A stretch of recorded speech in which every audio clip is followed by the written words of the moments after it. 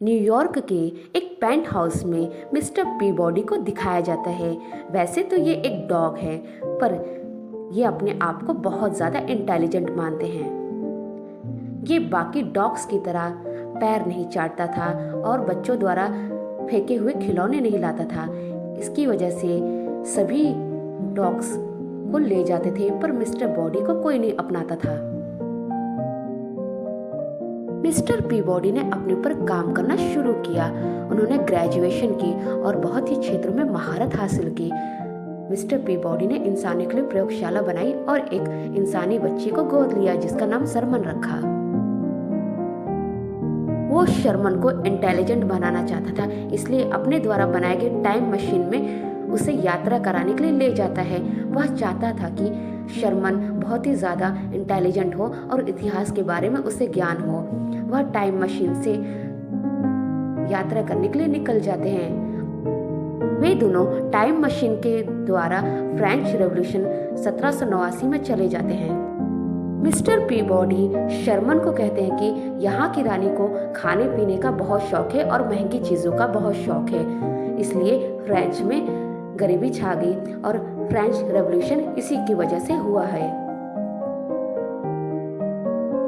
रानी सभी को cake offer करती है, तब वहाँ के मजदूर कहते हैं यहाँ हम भूखे मर रहे हैं और रानी वहाँ पार्टी कर रही है। तब वहाँ के मजदूर जो है रानी के खिलाफ विद्रोह कर देते हैं। वह रानी की पार्टी में आक्रमण करते हैं। मिस्टर पीबॉडी शर्मन को ढूंढते हैं। शर्मन नहीं मिलता तो इधर उधर शर्मन को आवाज देते हैं, तो एक जगह शर्मन उन्हें मिल जाता है, लेकिन तब तक बहुत देर हो चुकी होती है। विद्रोहियों द्वारा मिस्टर पीबॉडी को पकड़ लिया जाता है और मौत की सजा सुनाते हैं। तभी शर्मन देख के घबरा जाता है। मिस्टर पीबॉडी कहते हैं तुम घबराओ मत। तब वह अपने तेज दिमाग से वहां से बाहर निकल जाता है और एक गटर के रास्ते से शर्मन को ले जाता है अपनी टाइम मशीन की ओर। वे दोनों गटर के रास्ते से भागने लगते हैं।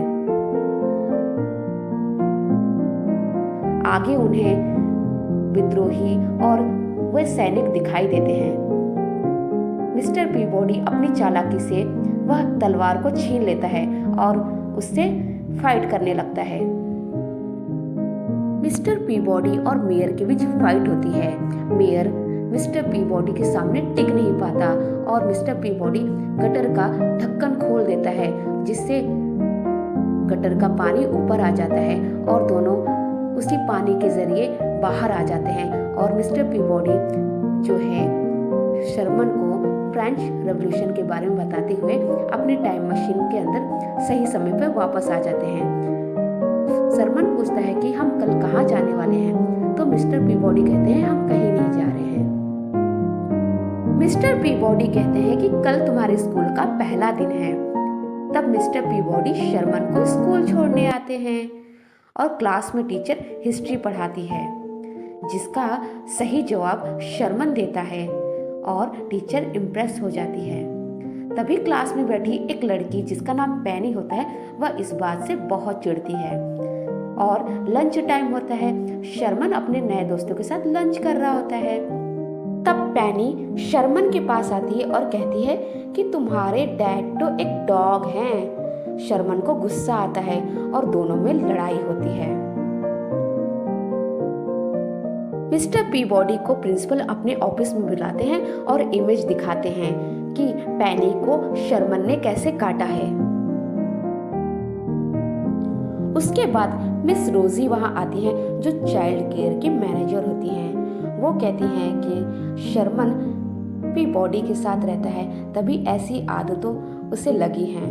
वो वार्निंग देती हैं कि मैं तुम्हारे घर आऊंगी, अगर मुझे सब कुछ ठीक रहा तो मैं शर्मन को वहीं रख दूंगी, वरना मैं अपने साथ शर्मन को चाइल्ड केयर हॉस्टल ले जाऊंगी। उसके बाद मिस्टर पीबॉडी शर्मन को समझाते हैं कि तुम्हें ऐसा फाइट नहीं करना चाहिए था।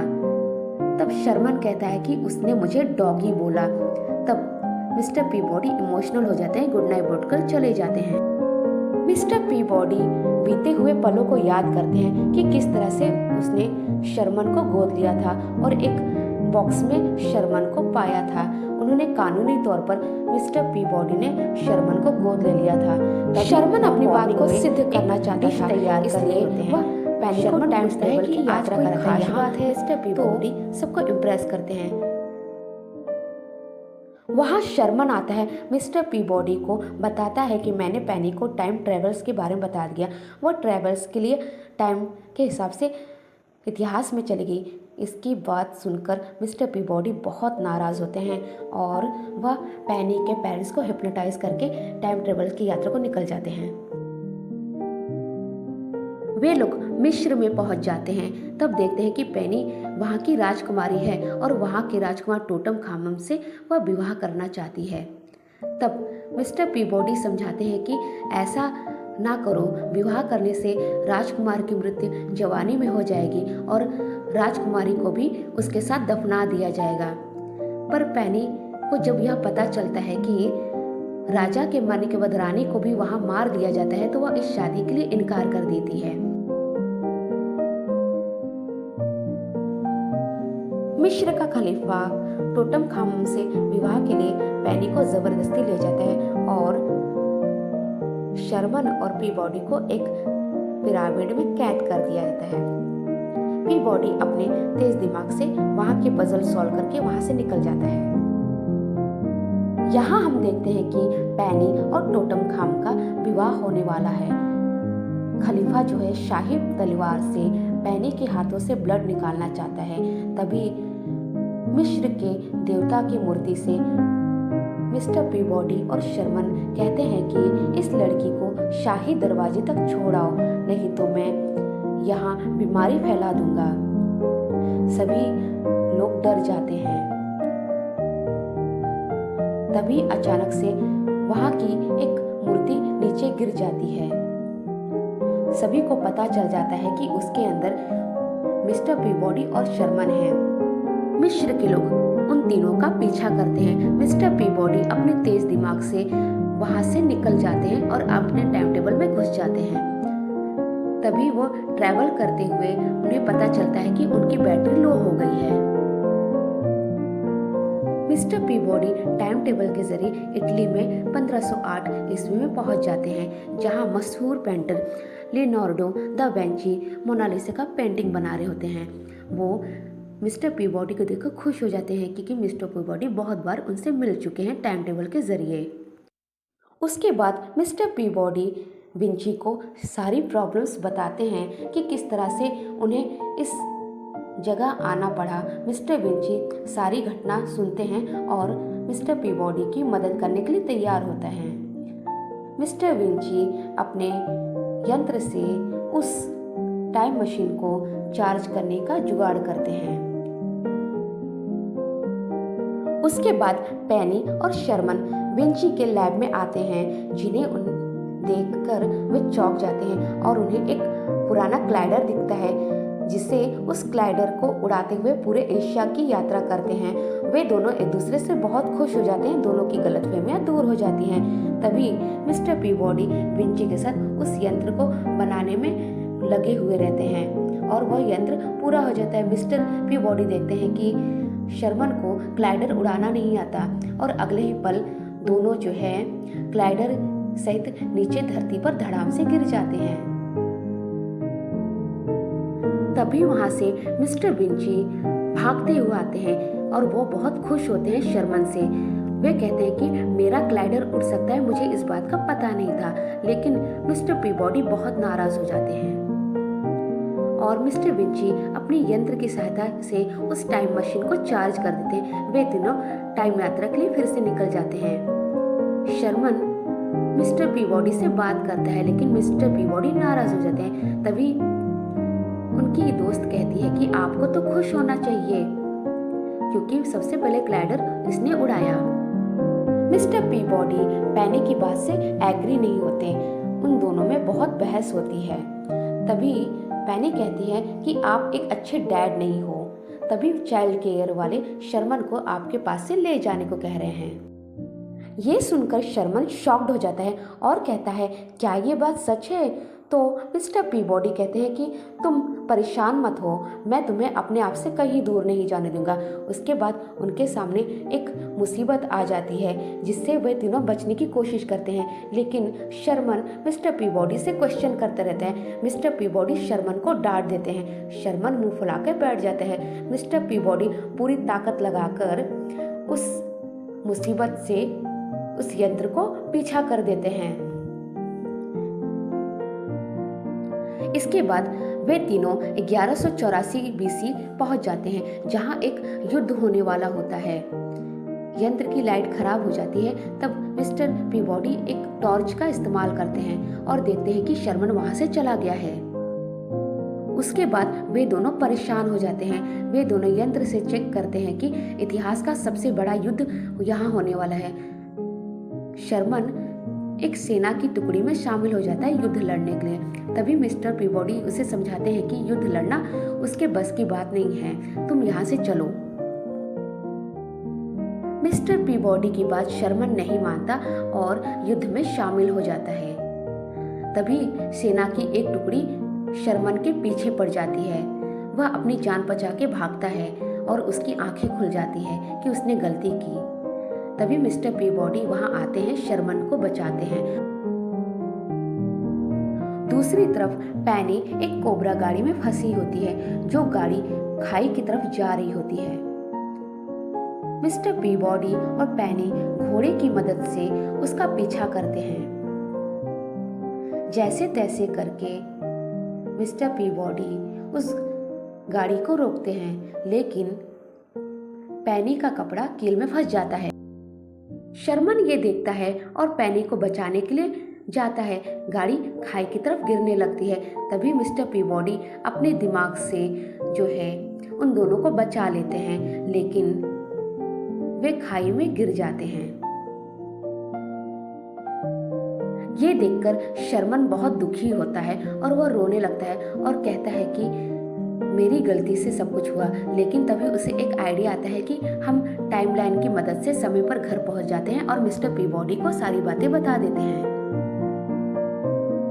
लेकिन पैनी शर्मन को ऐसा करने से रोकती है, पर शर्मन कहता है कि इसके अलावा हमारे पास कोई रास्ता नहीं है। हम टाइमलाइन के जरिए उस समय पर पहुंच जाते हैं जब मिस्टर पीबॉडी तुम्हारे पेरेंट्स को इम्प्रेस कर रहे होते हैं। शर्मन अपने घर भूतकाल में पहुंच जाता है और मिस्टर पीबॉडी को सारी बातें बताता है। मिस्टर पीबॉडी बहुत नाराज होते हैं। उसके बाद भूतकाल वाला शर्मन वहां आ जाता है। मिस्टर पीबॉडी दोनों को समझाते हैं और बताते हैं कि क्या घटना घटी है, लेकिन तभी पैनी के पेरेंट्स वहां आ जाते हैं और टाइमलाइन वाला शर्मन छिप जाता है। तभी वहां चाइल्ड केयर की मैनेजर आ जाती है। मिस रोजी वहां चेकिंग के लिए आई होती है। ये सब देखकर मिस्टर पीबॉडी परेशान हो जाते हैं। तभी वो सबको हिप्नोटाइज करने की कोशिश करते हैं, लेकिन टाइमलाइन वाला शर्मन हिप्नोटाइज होकर गिर जाता है। शर्मन को गिरा देख सब चौंक जाते हैं। दो शर्मन को देखकर हैरान हो जाते हैं। तभी वहां मिस्टर पीबॉडी जो भविष्य काल के हैं वह वहां आ जाते हैं। शर्मन मिस्टर पीबॉडी को देखकर खुश हो जाता है, बताते हैं कि टाइमलाइन को बनाकर वो वापस आ गए हैं। ये सब देखकर मिस रोजी नाराज हो जाती है और वह शर्मन को वापस खींचकर ले जाती हैं। तभी दोनों शर्मन का हाथ आपस में अटैच हो जाता है। भूतकाल और वर्तमान काल दोनों को जुड़ा देख मिस्टर पीबॉडीज भी दोनों को अलग करने के लिए जुट जाती हैं। तभी दोनों में टकराव होता है और एक लाइट बुझ जाती है और वर्तमान काल वाले मिस्टर पीबॉडी और शर्मन वहां आ जाते हैं।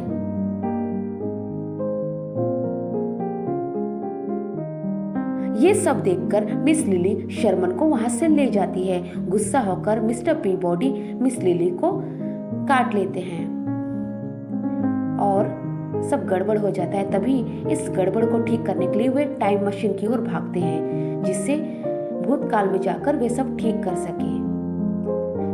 और पैनी के पेरेंट्स चौंक कर ये सब देखने लगते हैं और मिस रोजी भी। तभी टाइम मशीन की यात्रा करते हुए टाइम मशीन में फिर से कुछ गड़बड़ हो जाती है और इतिहास में वे लोग जिनसे मिले थे वे सब सामने आने लगते हैं और सारी चीजें धरती पर गिरने लगती हैं। शहर में तबाही मच जाती है। तबाही देखकर मिस रोजी पुलिस को कॉल करती हैं।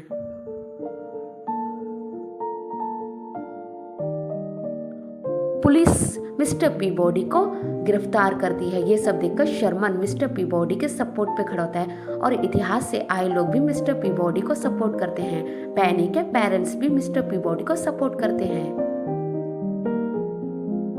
और अमेरिका के राष्ट्रपति जॉर्ज वॉशिंगटन और अब्राहम लिंकन भी वहां आते हैं राष्ट्रपति की हैसियत से।